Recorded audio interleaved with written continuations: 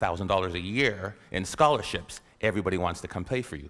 And parents would always come to me and they'd say, okay, my son or my daughter wants to come play at your university. What is it that we have to do? What are you looking for?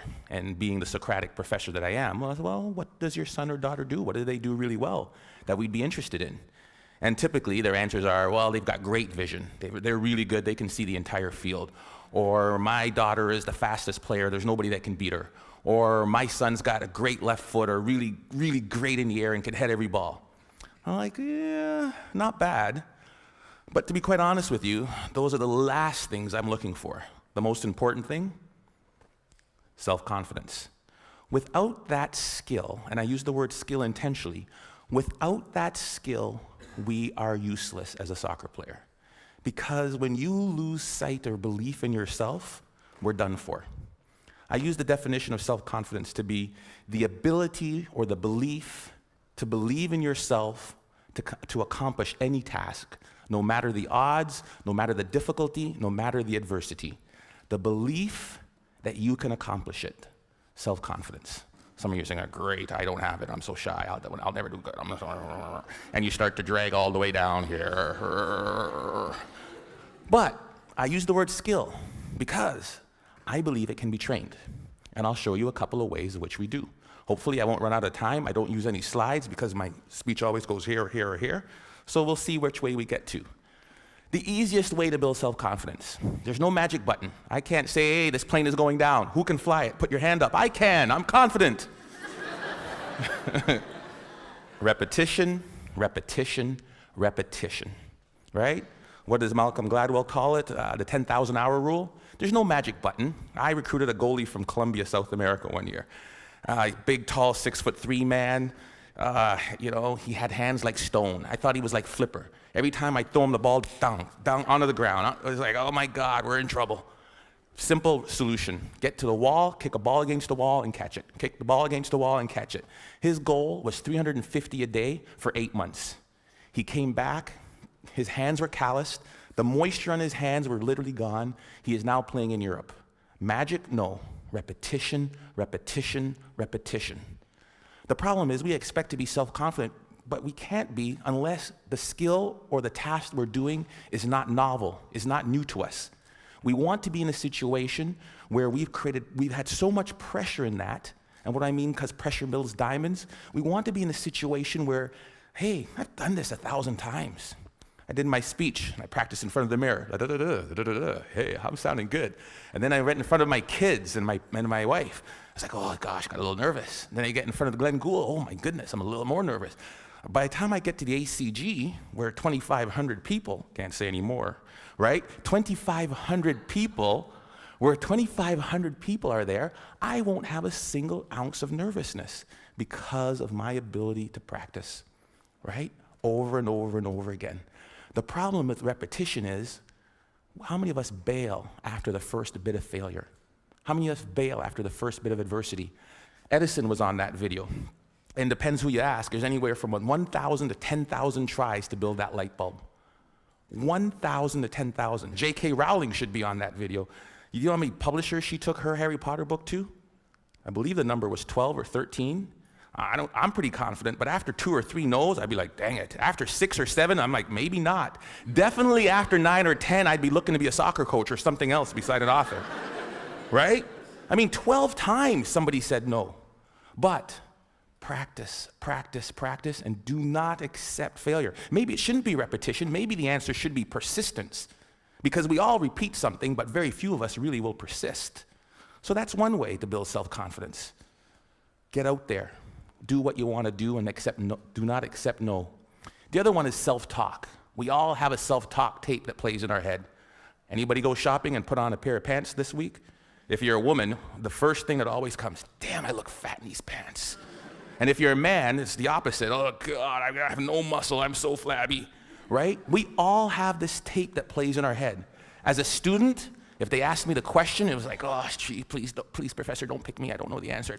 I look down, right? If you're let me tell you something, and the VP of Business Admin is here, so I shouldn't repeat this, but when they hired me as an athletic director, I sat in an architect's meeting and I am about as dumb as a post when it comes to anything to do with numbers and angles. And they're like, the fundibulator valve of the architectural, what do you think, Dr. Joseph? Let me look into that for you and get back to you. Right? I was saying, oh, God, please don't ask me. We all have this negative self-talk that goes in our head. Guess what? There's enough people that are telling us we can't do it, that we're not good enough. Why do we want to tell ourselves that? We know for a fact that thoughts influence actions. We saw it there with the video Dr. Levy showed, right? We know that our thoughts influence actions. Why do we want to say that negative self-talk to ourselves? We need to get our own self-affirmations. Muhammad Ali, what was his self-affirmation? I am the greatest. Who else is going to tell you? There need to be quiet moments in your bedroom, quiet moments when you're brushing your teeth, that we need to reaffirm, I am the captain of my ship and the master of my fate. That is my affirmation.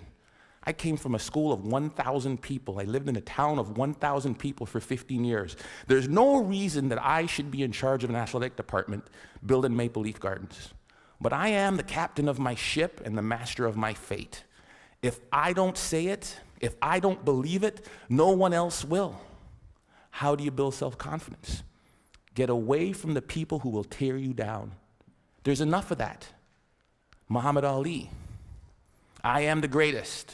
There is no one better than me. It's a difference between hubris and ego and false pride. It's just reminding yourself in quiet, silent moments. I put it down on a list. It's right beside my mirror, right? About all the things that make me who I am. Because I make enough mistakes, and the newspapers will recognize it, and people around me will recognize it, and they'll tear me down. And pretty soon I'll begin to believe it. There was a time when my confidence was really low. There was a time when I took this job, when I came from Iowa, I don't know if I could do it. I had to bring out my self-confidence letter. A letter I wrote to myself when I was feeling good. Ivan, congratulations on getting your PhD before 40. I am 40, under.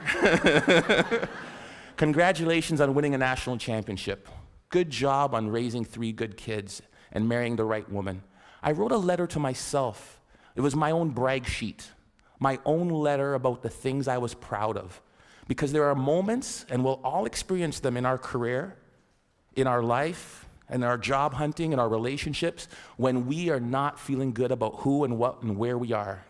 And I had to bring out that letter and read it time and time again for a period of about 2 weeks to weather me through that storm. It was important. Stop the self-talk, the negative self-talk. If you'll watch, you'll see some athletes, they'll have a little bandage or a little brand around them. Lance Armstrong's a perfect one. What's his self-affirmation? Livestrong isn't a brand. It was to remind him of who he was. Live strong. Then it came a brand. He would move that from one arm to the next arm when doubt and fear came into his mind. Live strong. Put it on there. Let's go. We'll all have it. Replace it. 2 ways to build self-confidence. Worried about my time, I'm going to tell you of one way that you can build self-confidence in others. We are coaches and educators. We are teachers. We are people who will create value in the world. And in doing that, we are critical by the nature of what we do. I am a coach. I want you to score a goal. Ball went over high. Dang it, the ball went high. Thank you, coach. I know that. Feedback tells me that. So what do? I need you to put your elbow or here. I need you to put your knee over the ball. I need you to follow through. Boom, land, great. Notice I never made it as a professional. What can we do? We fix mistakes. When I'm fixing that mistake, Johnny, this is terrible. You need to bend your knee. You need to do this. What have I done to Johnny's self-confidence? Bend your knee. Think of this. Next thing you know, Johnny's crushed. Ignore what Johnny does wrong and find Bob or Sally or Frida over here. Great goal, Frida. I loved how you kept your knee low, you followed through, and you landed like this. Great job. Johnny, great. Johnny's not demoralized. His confidence isn't shot. And what I've done is I've built up Frida's. Imagine how we could change the way we parented kids. Instead of, get that glass off the counter, what's wrong with you? If we catch them while they're good. Great job. Great job. Thank you, Alice, for taking your glass to the counter. It sounds simple, but we forget about it.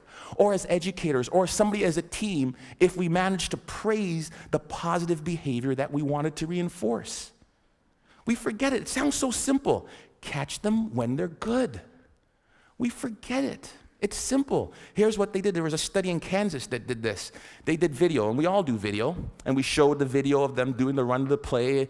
This goal happened because the basket wasn't protected. We didn't rotate here right. We needed to do this, and then to cover the slot. And if that's the baseline, improvement of the Kansas State team went like this. Then they said they ignored all of that, and they just showed them the times they did it right. The times they did it perfect, that presented no goals, spoke to the same points, improvement went like that. It changed and revolutionized the way we as coaches interact with our student athletes. We can apply that to the business world, we can apply that to our student group works, we can apply that to our management teams easily. Catch them when they're good. Last and certainly not least, my son is really good at this. Self-confident people interpret feedback the way they choose to. I asked my son, who is by the far terrible athlete, gets it from his dad. The games, they win 5-0. How was the game? Oh, great, I scored 3 goals, I got 2 assists. I'm like, I did not see him touch the puck. But he has his own perception of how he did. I love it, right? I'm that guy. I'm like, I remember when I was when I met my wife, it was in the Commons. Polly, would you like to go to the movies? Ladies, dingle, dingle, dingle. And she goes, no. I ask her again, because I think that she just hasn't seen me in the right light. Maybe that's not the wrong shirt on, right? Because I'm interpreting that the way I want to interpret it. Finally, I ask her out again. She gives me this one comment, right? Or she sent it through her friend, because that's the way you did it back then. She wouldn't date you unless it was the last person on Earth, the hell was freezing over, there was a small chance we had to save the planet Earth. Some people's like, there's no chance. I'm like, you're saying there's a chance. Right? Because that's how I'm going to interpret it. If I could give you one thing to take from this, it is, no one will believe in you unless you do. Listen to the words of that video. Here's to the crazy ones, the misfits, the rebels, the troublemakers, the round pegs in the square holes. We're supposed to be different, folks. And when people look at us, believe in yourself. Thank you.